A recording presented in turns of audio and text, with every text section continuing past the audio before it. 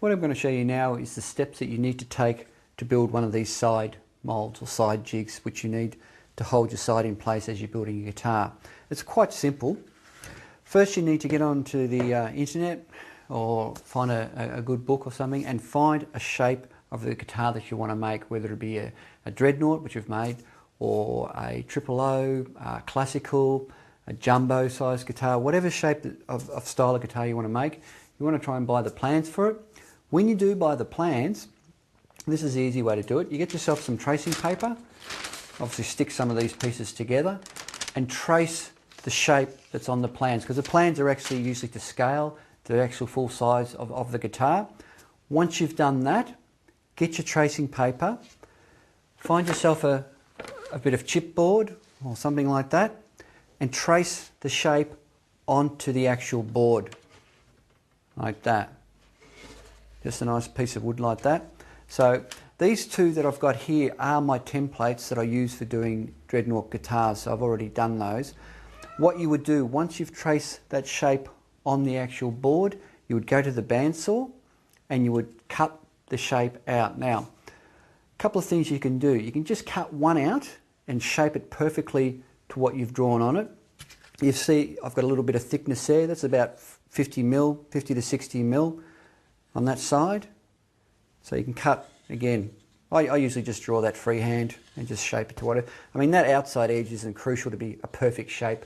It's this inside that really needs to be the perfect shape of your instrument. So whether you cut out one or two, it's up to you. If you do cut out two, what you do once you have cut them out on the bandsaw, I'll just draw the shape on here anyway, give you an idea of what I'm doing. So imagine I've got the tracing paper of my shape there. Draw that. I've got a centre point there, centre point there. I would draw a line on that centre point, like that.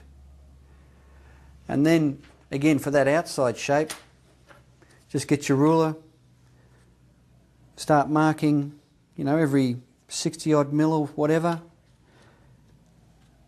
little marks all the way around. And then I just freehand it. I just draw it along like that.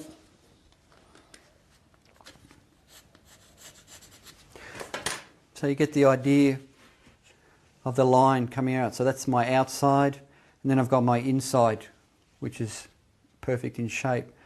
I would cut this down the middle with a bandsaw. Then I would take out all this section here first. Put on a small bandsaw blade, not too wide, maybe 1/4 inch, and you'll get around those curves quite easily. Once you've done that, cut around the outside. And so you can do one or you can do two. It's entirely up to you. Once you've got them cut out, they'll be pretty rough. They won't be perfectly smooth like that. Now there's two ways of doing it, as I said. So you can get them together like that. Go over to your vise. I'll just move this one out of the way. Place them in your vise. Line up your ends. Make sure the ends are square. So when you put it in, you can even put a quick grip clamp on it if you want, just to hold them perfectly square. Once you've got them in like that.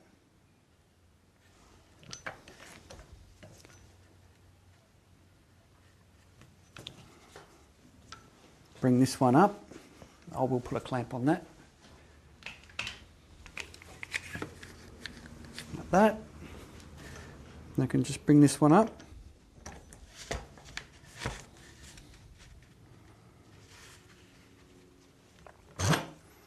Like that. And what you would do, I've deliberately lifted it higher than the other, just to show you if it's, I mean, not that it would be that extreme as far as the difference in your cuts.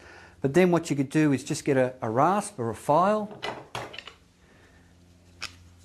and you would just file them level together. Just working across the timber, taking your time, making sure it's nice and smooth and you're not losing the shape that you've originally cut, like that. and you'll get them perfect. Now that's one way of doing it. Another way, which I probably think it's a better way of doing it and also a better way of getting a more accurate mould, is just to cut one out perfect. Don't worry about the other one. You've cut one perfectly to shape. You've got a beautiful curve, nice and smooth, nice and straight.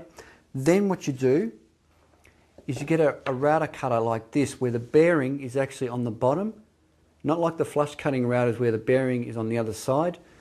And what you would do with that is grab your other bit of timber that you've roughly cut out. Again, you don't have to do it perfect. Clamp the two of them together. So this is my perfect one. Clamp it on top like that.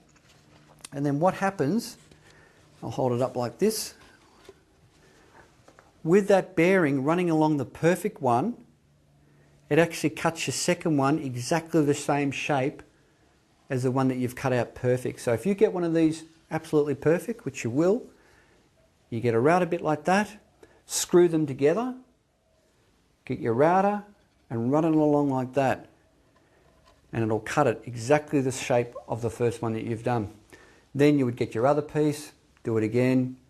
So you need 4 pieces, but using one as the master. So it's the same one that you run that bearing along, and you'll get 4 pieces of timber cut exactly the same shape by using that method. I prefer to use this method. As I say, it's a lot more accurate in doing it. So once you've done that, you've got your 2 or 4 pieces all cut and beautiful. Then what you need to do is cut yourself a series of blocks, just like this, which I've pre-cut. And you just place them around the actual jig, like this.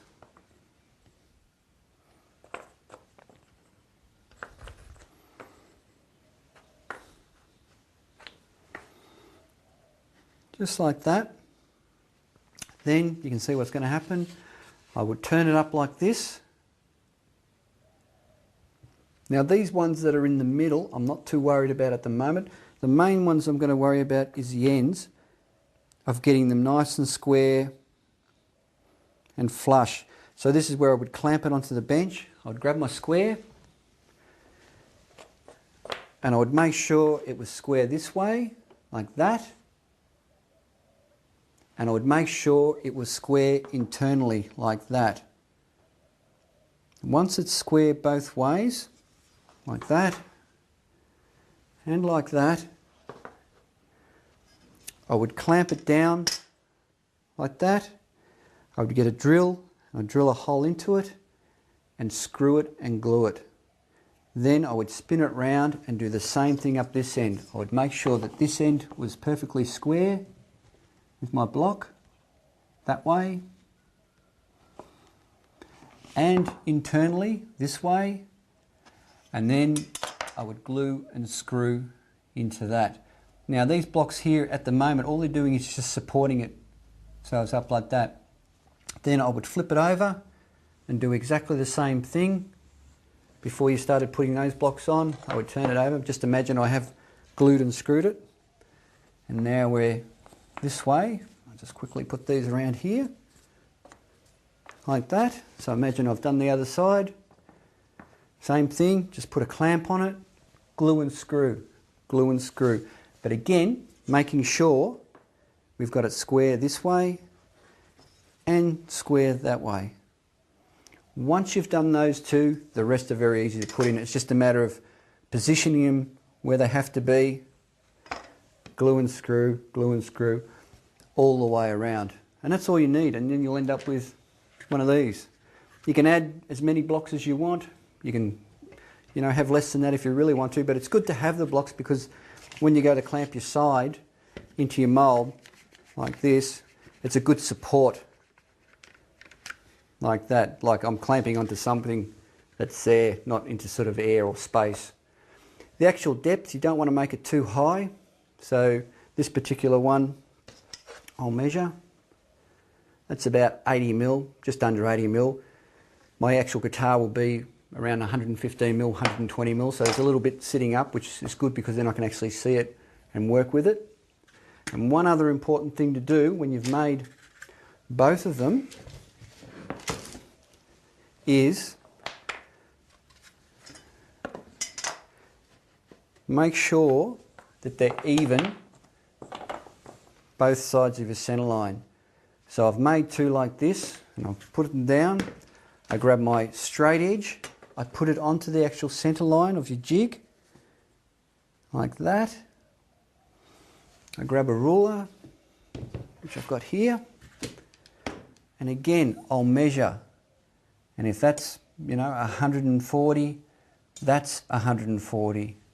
If that's 130, that's got to be 130. So it's got to be even both sides of your centre line. I mean, that is just very, very important. You can't have one side of your guitar bigger than the other. And you go all the way through. You can make a number of checks if you want. Mark it on your actual jig like that. And make as many checks as you think you need. And even again, hold it up and have a look with your eye. Because again, your eye is just a fantastic thing. Trust your eye. If it looks wrong or it looks out of shape, it probably is. But that's a great way of doing it. And as I said, I've got a couple of other little jigs here, or moulds that I've made of different shaped guitars. So work out what sort of shape you want, what sort of guitar you want. This one's actually a jumbo, which I've made. You can see, obviously, how tight it is and how severe it is in the waist. But I did the same thing. I actually got some plans and I traced it round it, marked out my pieces of timber and cut it out in a bandsaw and just went through that procedure. So there's that one. And I've got a classical, the same thing. This is a bit more fixed. And it's exactly the same process. So you pretty much can make any shape of guitar you want as long as you get the plans, or hey, even if you've got a friend who is quite happy for you just to trace around their instrument. I mean, that's another way of doing it. You just got to get that basic shape and away you go. So they're not very hard to make. And so you can make as many as you want and you've got them there forever.